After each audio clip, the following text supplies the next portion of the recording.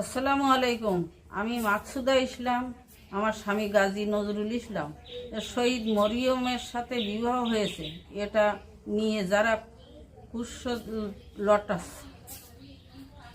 তীব্র প্রতিবাদ জানাই। এর থেকে বিরত না থাকলে আমি আইনগত ব্যবস্থা নিতে বাধ্য।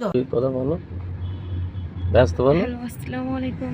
সকলের উদ্দেশ্যে বলতে চাই যে যেটা করা হয়েছে সেটা ষড়যন্ত্র করা হয়েছে, আর আমরা যেটা করছি সেটা বৈধ স্বামী স্ত্রী হিসেবে করছি। আর যেটা করা হয়েছে এটা ষড়যন্ত্র করে কিছু মানুষ হেনস্থ করার জন্য, সম্মানহানি করার জন্য এটা করছে।